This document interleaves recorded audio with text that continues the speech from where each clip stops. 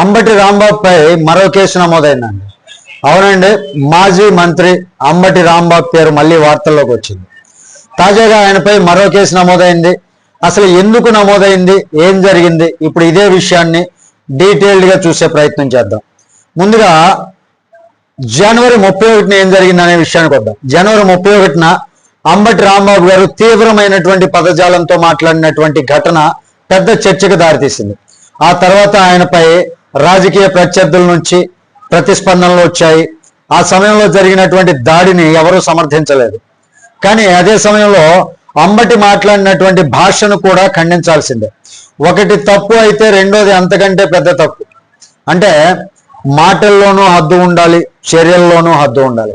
ఆ తర్వాత కేసులు, అరెస్టు, రిమాండ్ ఇవన్నీ జరిగాయి. ఇవన్నీ విషయాలు మనకి తెలిసిందే. చివరకు ఫిబ్రవరి 18న ఆయనకు బెయిల్ వచ్చింది. ఇక్కడ వరకు అందరికీ తెలిసినటువంటి విషయమే. కానీ అసలు ట్విస్ట్ ఏప్రిల్ 18న వచ్చిందండి. అంటే ఖచ్చితంగా 2 నెలల తర్వాత ఆయనకి బెయిల్ వచ్చిన తర్వాత అంబటి రాంబాబు గారు నిరాహార దీక్ష చేపట్టారు. కారణం ఏంటంటే తనపై పోలీసులు దురుసుగా ప్రవర్తించారని, కస్టడీలో టార్చర్ చేశారు అని ఆరోపిస్తూ చర్యలు తీసుకోవాలని డిమాండ్ చేశారు. అక్కడే కొత్త వివాదం మొదలైందండి. ఒక మాజీ మంత్రి, అనుభవజ్ఞుడైనటువంటి నాయకుడు ప్రజాస్థలంలో దీక్ష చేయాలి అంటే పోలీస్ పర్మిషన్ తీసుకోవాలి. అలాంటి పర్మిషన్ తీసుకోవాలి అన్నటువంటి సాధారణ ప్రొసీజర్ ఒక మంత్రిగా పనిచేసినటువంటి వ్యక్తికి తెలియదా, లేక తెలిసి కూడా పట్టించుకోలేదా? అనుమతి లేకుండా దీక్షా శిబిరం ఏర్పాటు చేయడంతో ట్రాఫిక్ సమస్యలు, ప్రజలకు ఇబ్బందులు తలెత్తాయని పోలీసులు చెప్తున్నారండి. అదే కారణంగా ఇప్పుడు కొత్త కేసు నమోదైంది. ఇప్పుడు వైసీపీ వర్గాలు ఏమంటున్నాయంటే ఇది కాపు నేతపై కక్ష సాధింపు చర్య అని ప్రచారం చేస్తున్నారు. ఇక్కడ కుల ప్రస్తావన ఎందుకు వస్తుంది?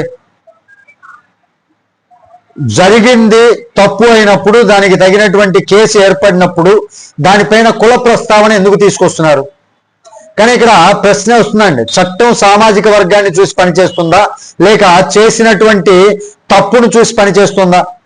తప్పు చేసిన వాడు ఎవరైనా సరే, ఏ వర్గమైనా సరే కేసు పడాల్సిందే కదా, శిక్ష అనుభవించాల్సిందే కదా.